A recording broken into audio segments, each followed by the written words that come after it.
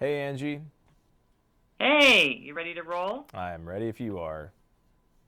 I am. Here we go.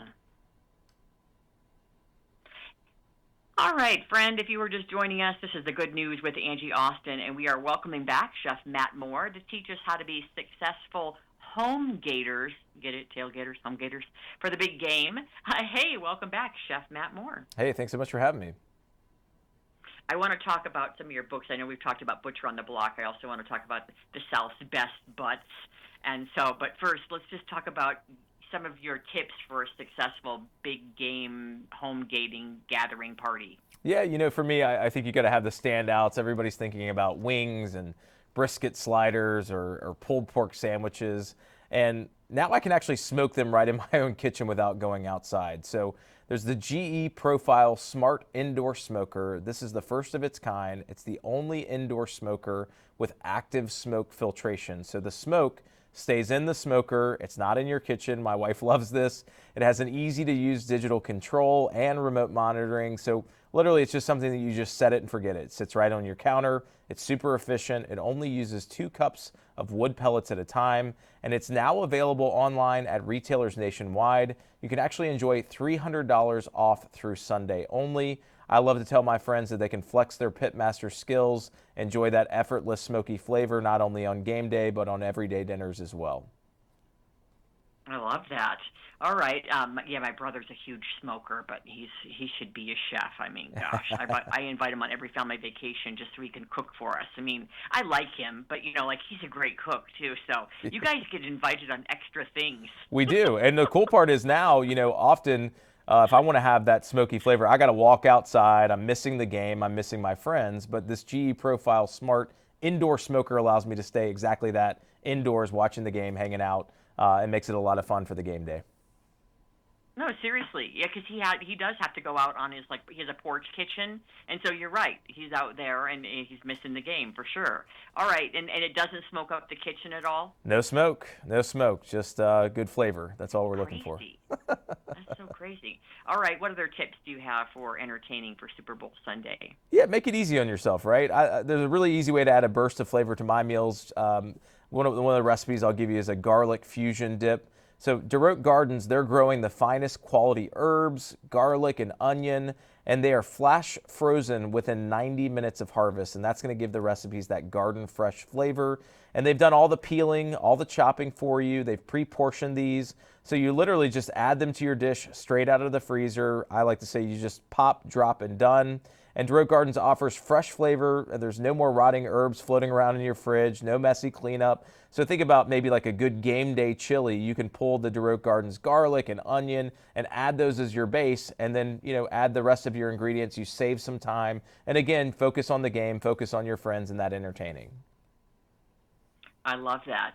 All right, any other cool recipes you have for us, or just tips on cooking? Of course, I mean we got to have snacks, right? One of my favorites. I'm craving that crunch. So Hippie's Flavor Blast chickpea puffs. They've got that crunchy exterior and melt in your mouth bite. They're super delicious, but they're also made from plant-based ingredients. So game day, we often eat a lot, but you can feel full and satisfied because they've got 4 grams of protein and 3 grams of fiber, and they're made with better for you ingredients. I love them for the kids because they're free from the top 9 allergens. They've got 2 bold flavors. They've got vegan white cheddar explosion, and my personal favorite is the blazing hot. You can pick them up at your local Sprouts or on Amazon as well.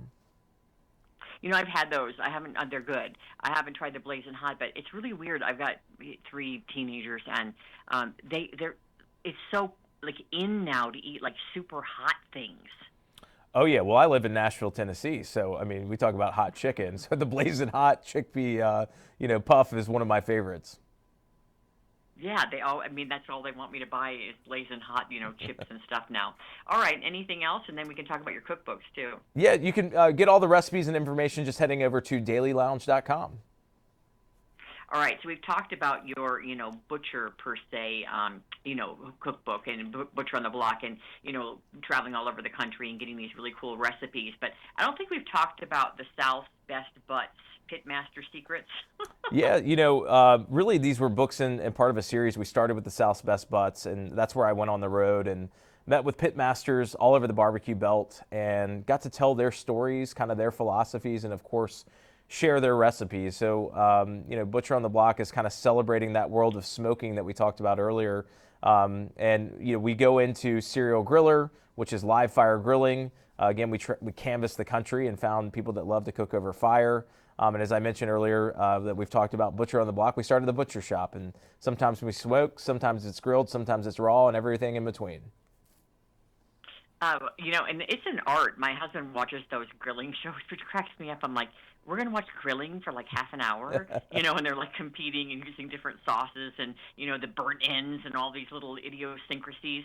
But, it is an art because we went to this place where the guy, he had like a truck on the side of the road, and his truck said something like, put a little salt in your mouth. And I'm like, oh, this guy's got to be like amazing, right? And it was like, it was okay. And I'm like, how can you go wrong? But it is an art, and I guess, everybody has their different tastes, right? Yeah, I mean, barbecue is so regionalized and then hyper regionalized. Yes. Within the same town, people can't even agree on the same, rub or style. But usually when you put a really well-cooked brisket or pork shoulder, and people, you get that everybody gets quiet, their heads kind of moan up and down, and they ooh and they ah. I think barbecue is one of those funny things because, like you said, usually it's not a fine restaurant. It's that trailer by the side of the road that has that unbelievable flavor that kind of changes your whole perception. So it's meant for everybody. Yes. And just a simple rub. What do you use for a simple rub? For me, you can pay homage to a Texas-style barbecue where you find a brisket that is really just rubbed with very coarse ground salt and pepper, and you let the smoke and the time and the temperature speak for itself. Oftentimes you might add a little bit of garlic powder to that. Then you'll find people that beyond that are going to start to add some paprika, maybe some brown sugar, some allspice, some cumin. It's just going to depend on the flavor profile and the regions that you might be in, but you can never go wrong with good salt and pepper. Wow, salt and pepper. All right. Well, good to know. All right, Chef Matt, give us that website again, dailylounge.com. You got it. All the recipes and information at dailylounge.com. Awesome. Thank you, Chef Matt Moore. Thanks for having me. You betcha.